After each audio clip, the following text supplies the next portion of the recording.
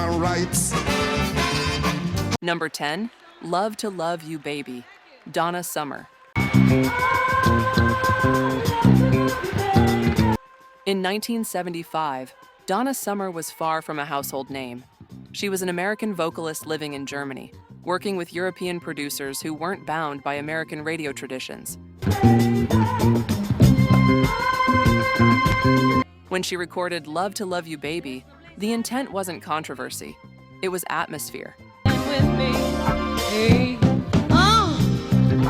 Slow tempo, sweeping strings, a voice that sounded intimate, vulnerable, and unmistakably physical. That intimacy shocked broadcasters. The BBC banned it outright, calling it inappropriate for public airwaves. American stations demanded edits, slicing down a 16-minute album version that filled an entire side of vinyl. Critics dissected it. Time magazine famously counted the moans.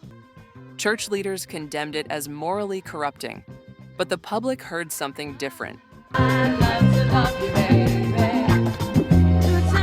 The song climbed to number 2 on the Billboard Hot 100 and sold over 1 million copies. Disco didn't just survive the backlash, it found its identity. What frightened radio executives became the defining sound of the sexual revolution. Number 9, Let's Make a Baby, Billy Paul. Take my hand while we... Philadelphia soul was known for polish, strings, horns, elegance, and restraint. That's why Billy Paul's Let's Make a Baby landed like a thunderclap. Can't you see? Tonight I'm going... The title alone was enough to ignite outrage. Reverend Jesse Jackson publicly denounced the song, accusing it of obscenity and moral decay. Evermore, forevermore, so baby. Radio stations scrambled. Some edited lyrics. Some played the record but refused to say its title on air. Others quietly removed it from rotation altogether. Don't be shy, don't be shy. What might have been a minor release became a national conversation about artistic freedom. And who gets to decide what's acceptable? Despite boycotts, the song cracked the R&B top 20 and crossed into the pop charts. It proved that controversy didn't end careers. Sometimes it defined them. Number 8, Jungle Fever, the Chakachas. At first glance, Jungle Fever sounded harmless. A Latin funk instrumental by a Belgian studio collective. Then the moaning began. Not lyrics, not profanity, just rhythmic, playful breathing, enough to make radio executives panic. The BBC banned it almost immediately, labeling it too suggestive. But the ban only fueled curiosity. The song surged into the Billboard Top 10 and sold over 1 million copies. DJs passed around bootlegs. Dance floors embraced its raw, sweaty energy. Decades later, the track resurfaced in films and video games, cementing its cult status. A song banned for suggestion alone ended up symbolizing an era that stopped pretending music was innocent. Number 7, Disco Lady, Johnny Taylor. By 1976, disco had crossed over, and Disco Lady stood at the center of the explosion. Johnny Taylor fused soul grit with disco polish, celebrating nightlife, confidence, and desire. Critics weren't impressed. Civil rights leaders condemned it as sex rock. Community stations pulled it or edited intros to avoid complaints. But audiences couldn't resist. 4 weeks at #1 on the Hot 100, 6 weeks atop the R&B chart, over 2 million copies sold. Fresh off the collapse of Stax Records, Taylor found rebirth in controversy. Disco Lady proved that no moral campaign could overpower a groove people wanted to dance to. Number 6, Shake Your Booty, KC and the Sunshine Band. Today, it sounds playful. In 1976, it sounded dangerous. Shake Your Booty arrived at a moment when disco had fully escaped the clubs and entered America's living rooms. And that visibility made people nervous. The groove was simple. The hook was repetitive. The message couldn't be missed. For some radio programmers, the problem wasn't the rhythm. It was the word itself. Several U.S. stations refused to play the record outright, claiming booty was too explicit for public airwaves. Others compromised, fading the song early or burying it in late-night rotations to avoid complaints. What critics heard as indecent, audiences heard as liberation. Shake Your Booty climbed straight to the top, hitting #1 on both the Billboard Hot 100 and the R&B chart. It sold millions and became KC and the Sunshine Band's third chart-topping single. Ironically, the band insisted the song wasn't about sex at all. It was about confidence, movement, joy. But the backlash revealed something deeper. By the mid-1970s, dance music had power, and that power scared people who were used to controlling the narrative. Sometimes controversy isn't about what a song says. It's about who gets to move freely when it plays. Number 5, The Revolution Will Not Be Televised, Gil Scott-Heron. You will not be able to stay home, brother. This wasn't a record meant for charts. It was a statement meant to travel. When Gil Scott-Heron first performed The Revolution Will Not Be Televised, he wasn't singing. He was delivering a sermon. Without commercial interruptions. The revolution will not show you pictures of Nixon. A rapid-fire spoken-word critique of consumerism, media manipulation, and political distraction. Natalie Woods and Steve McQueen, or Bullwinkle and Julia. The message was blunt. Real change wouldn't be sponsored. It wouldn't be packaged. And it wouldn't arrive between commercials. The revolution will not be televised. Radio stations didn't officially ban the song, but they didn't embrace it either. Most quietly avoided it, wary of its black power undertones and its direct challenge to television culture. TV into a stolen ambulance. NBC will not be able to predict the... So the record found another path. It spread through college campuses, poetry circuits, underground radio. Listeners memorized lines, quoted it, passed it along. Televised. There will be no picture. Decades later, the Library of Congress would recognize the recording as culturally significant, cementing its place in American history. Of Roy Wilkins, strolling through Watts in a red, black, and green liberation. What radio wouldn't play? History couldn't ignore. The revolution didn't need television. It had language, and it had rhythm. Green Acres, Beverly Hillbillies, and Hooterville. Number 4, If There's a Hell Below, We're All Going to Go, Curtis Mayfield. That can be no show. Curtis Mayfield opened his solo career with a warning, not a welcome.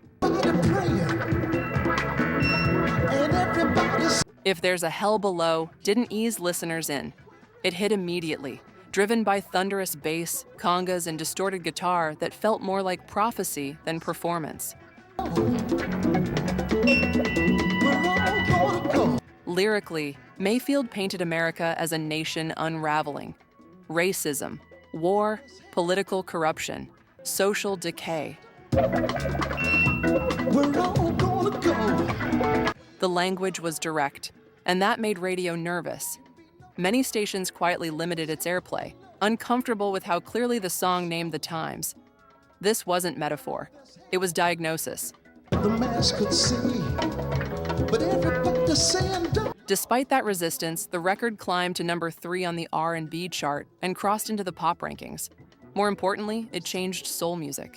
No longer just romance or escapism, soul became a vehicle for warning, a way to speak hard truths through groove and melody. The way it ought to be. If only all. If There's a Hell Below didn't ask listeners to relax. It asked them to pay attention.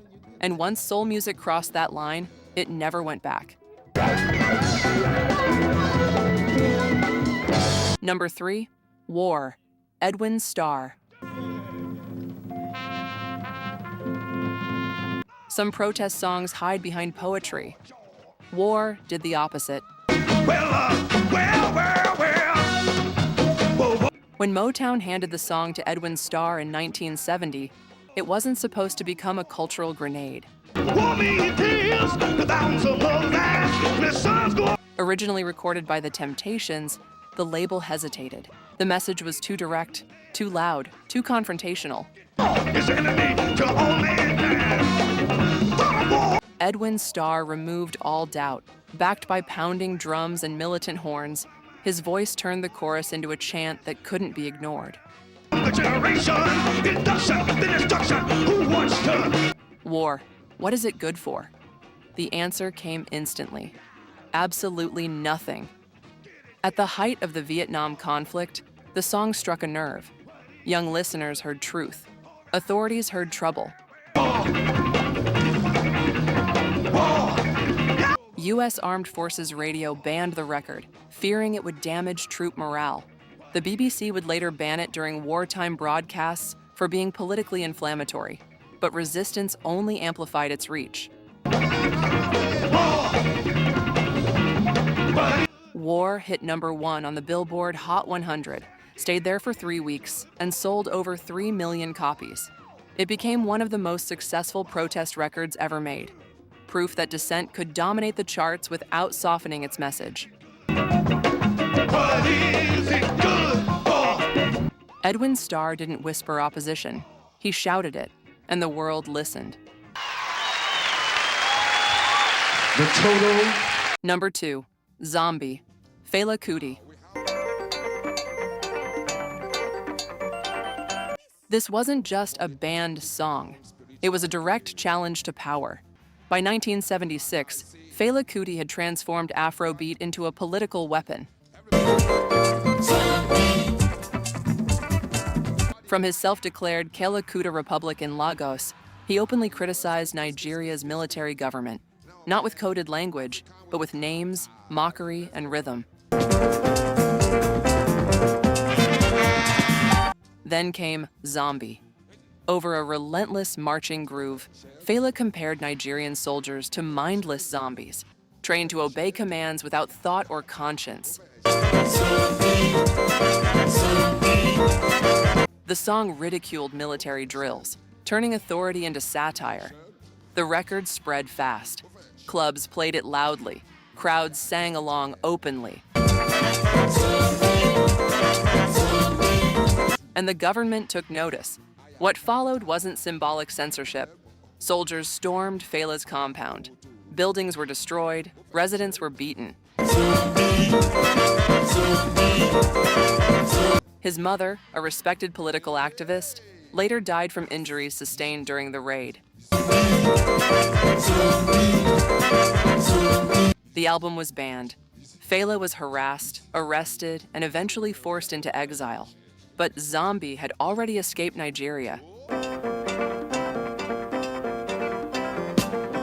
It became an international symbol of artistic resistance, proof that music could threaten authority itself. Few songs in history carry this legacy, not just controversial, but answered with force. Number 1, Ball of Confusion. That's what the world is today. The Temptations. Motown wasn't built for protest. It was built for Polish, romance, crossover appeal, which is why Ball of Confusion felt revolutionary the moment it hit the airwaves.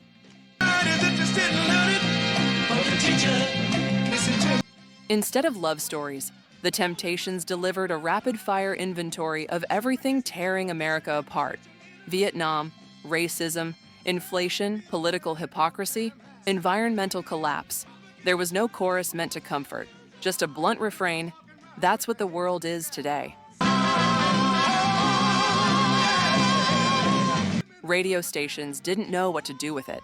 Some limited its airplay, uncomfortable with how closely it mirrored the nightly news.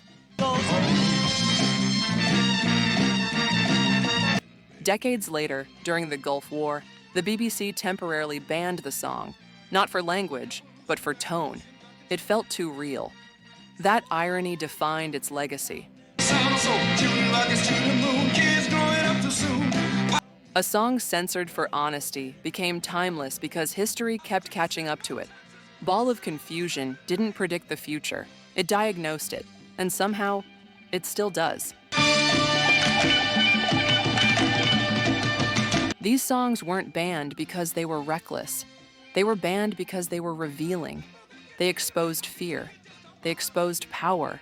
They exposed how dangerous honesty can be when it's wrapped in rhythm. From dance floors to protest lines, from radio bans to government crackdowns, these records didn't disappear. They endured. Which one still hits you the hardest? Let us know in the comments. Hit like, subscribe to Groove Lens, and if you want to keep going, the next story is already waiting on your screen.